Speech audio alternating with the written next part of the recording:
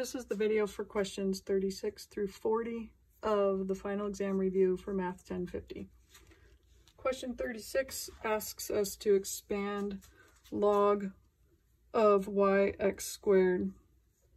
So to expand it, basically there are three rules. One is if we have multiplication inside this log, we can split it into two logs using addition. If we have division inside the log, which we don't, we would split it into two logs using subtraction.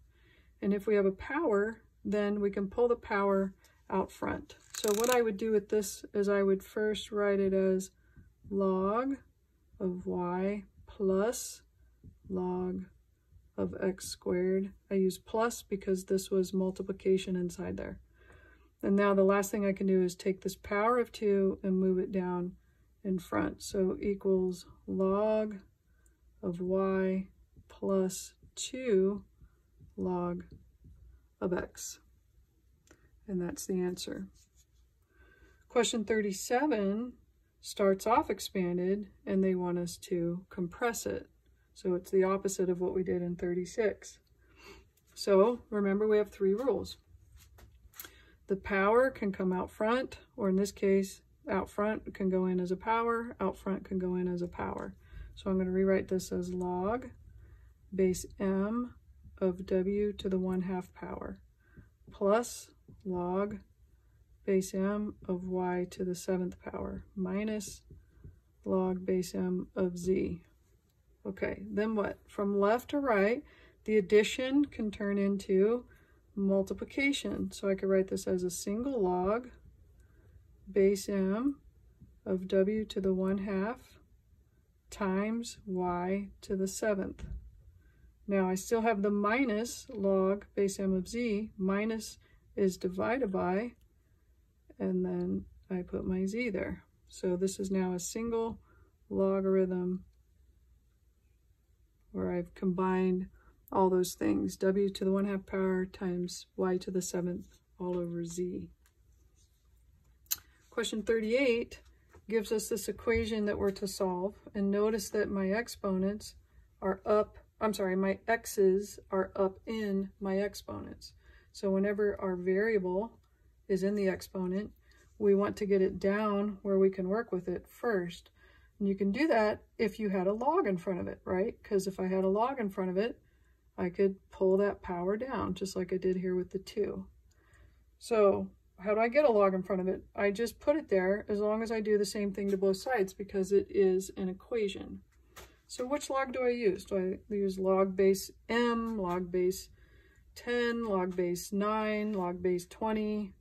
Well, I like to use the natural log, and one reason is because most calculators have a natural log button. So that's saying log base e. Now you could also use log base 10, which is this one, okay? Some calculators don't have the log as its own button. Almost every calculator has ln as its own button.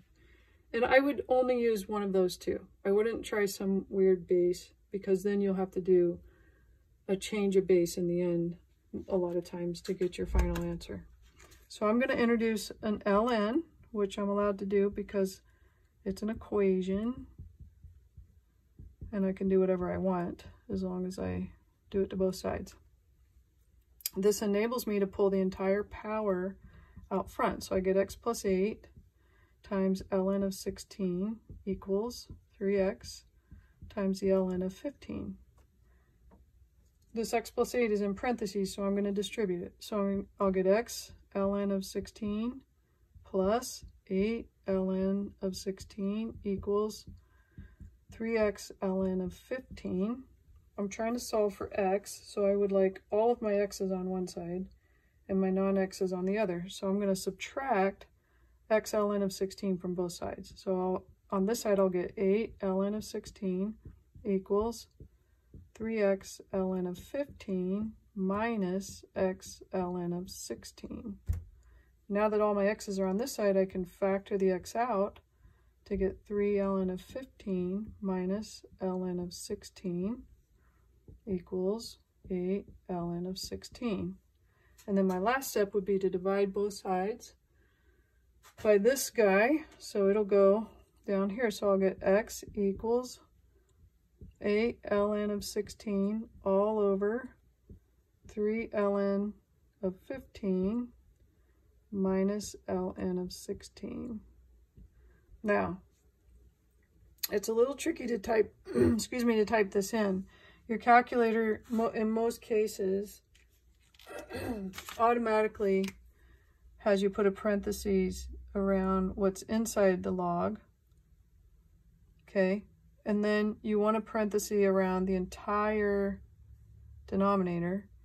This will have a parenthesis here, and you want a parenthesis around the entire numerator. So if you put your parentheses in, so if you type parenthesis 8 ln parenthesis 16 close parenthesis divided by parenthesis 3 ln parenthesis 15 close parenthesis minus ln open parenthesis 16 close parenthesis equals, then you'll get your answer. It should be 4.145. 4.145. So try that out on your calculator and see if you can make that work. All right, let's look at question 39. 39 says, the number of bacteria in a certain population is predicted to increase according to a continuous exponential growth model. A continuous exponential growth model looks like this. A equals P-E-R-T. P-E to the RT. So that's an exponential growth model. So I'm going to use that.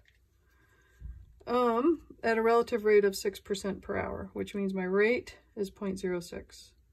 Suppose that a sample culture has an initial population, P is always my initial, of 781. Find the predicted population after 5 hours. So 5 would be T. So I want my predicted population, which is A, when my initial is 781. E is a number, it's not a variable, it's got a value, it's like pi has a value, 2.72-ish. My rate is 0.06 times my T is 5. So when you click on E on your calculator, it almost, for most calculators, it will actually already ask you for a power. So here's what I'm going to type in. 781. I don't know if you can see that on my screen. Okay, my E is up above my ln, so I'm going to go second E. It automatically raises it and asks you to what power. So I'm going to put 0.06 times 5, close that parenthesis for the power, equals, and there's my answer, 1054.2. So see if you can get that. So A equals 1054.2. And the last question for this video is number 40. 40, they give us two systems of linear equations, and they want us to tell them some stuff about it. So anytime they give it to me set up like this, where the x's, y's, and constants are directly, in line with each other, I just add it vertically. So negative x plus x is 0. Negative 5y plus 5y is 0. Negative 5 plus 5 is 0. 0 plus 0 equals 0. Well, that's true. No matter what x and y are, this is always going to end up being true. So this has an infinite number of intersecting points. The tricky part with that is how they want you to write the solution. So I think in this problem, they go ahead and say y equals, which means they want you to write it in terms of y.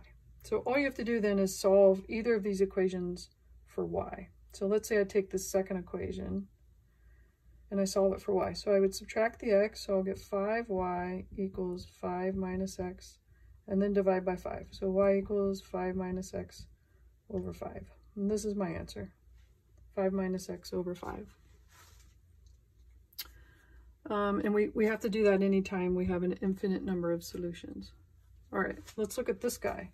So I'm going to add vertically. This is 0, this is 0, this is 12. Well, that's not true. So there's no solution. I love those ones. Those are so easy. Oops, no solution.